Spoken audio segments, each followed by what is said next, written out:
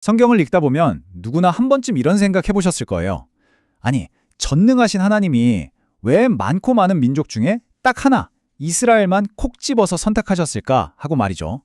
오늘 바로 이 질문, 그 핵심으로 한번 들어가 보겠습니다. 이 질문이 사실 굉장히 중요해요. 왜냐하면 자칫 잘못하면 하나님이 되게 불공평하게 한쪽만 예뻐하는 것처럼 보일 수 있거든요. 과연 이게 정말 편애였을까요? 아니면 우리가 뭔가 놓치고 있는 더 큰 그림이 있었던 걸까요? 자, 그럼 먼저 이 선택을 둘러싼 가장 큰 오해부터 한번 풀어보죠. 이게 왜 불공평한 특혜처럼 보이는지, 그리고 성경은 진짜 뭐라고 말하는지 한번 살펴보겠습니다. 성경은 그 이유를 아주 분명하게 이야기합니다. 이스라엘이 다른 민족보다 힘이 세거나 인구가 많거나 뭔가 특별히 잘나서가 아니었다는 거죠. 오히려 그 반대였어요.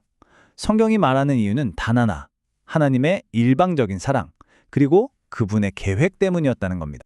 그러니까 핵심은 이거예요. 이 선택은 무슨 자격 심사를 통과해서 얻어낸 게 아니라는 겁니다. 그들의 능력이나 인구수, 심지어 도덕적인 수준 같은 인간적인 조건과는 전혀 상관이 없었어요. 바로 이 지점에서 모든 이야기가 시작됩니다. 그렇다면 이제 우리는 질문을 좀 바꿔야 할 필요가 있어요. 왜 그들을 선택했지?가 아니라 무엇을 위해서 그들을 선택했을까? 이렇게요.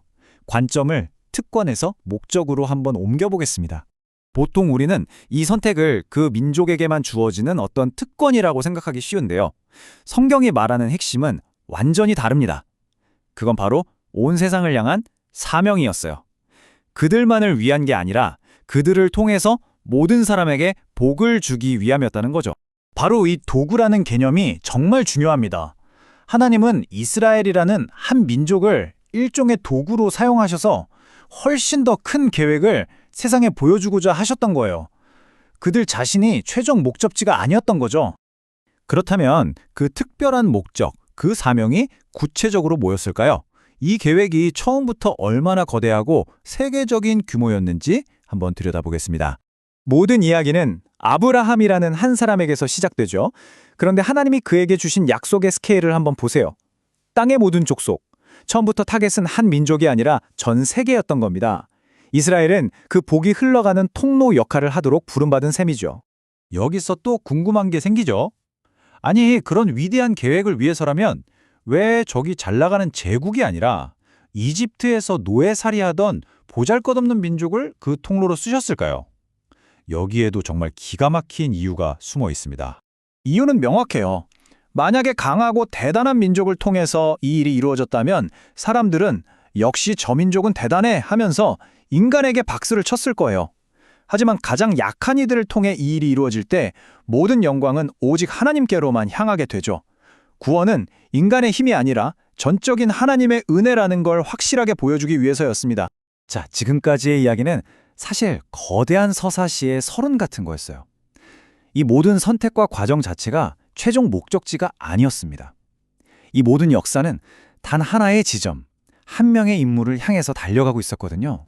이스라엘 역사에 나오는 율법이나 제사, 선지자 같은 것들은 그 자체로 끝이 아니었어요. 전부 다 일종의 표지판이었죠. 죄가 뭔지, 그래서 우리에겐 해결책이 필요하다는 걸, 그리고 마침내 우리를 구원할 분이 오실 거라는 사실을 계속해서 가리키고 있었던 겁니다. 수백 년에 걸친 이 기나긴 역사의 물줄기가 단 하나의 초점으로 모아지고 있었던 거죠.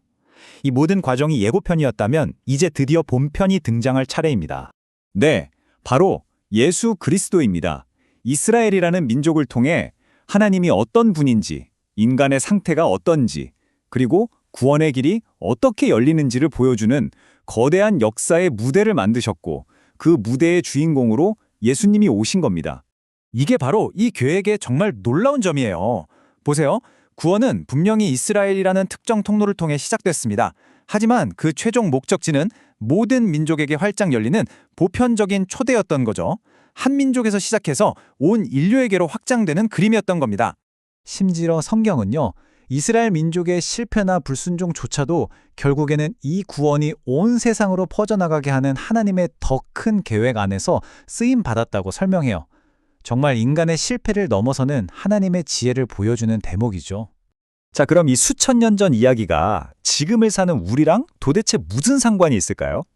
이제 이 질문을 역사 속에서 꺼내서 바로 우리의 삶으로 한번 가져와 보겠습니다. 결국 핵심은 이 관점의 전환이에요.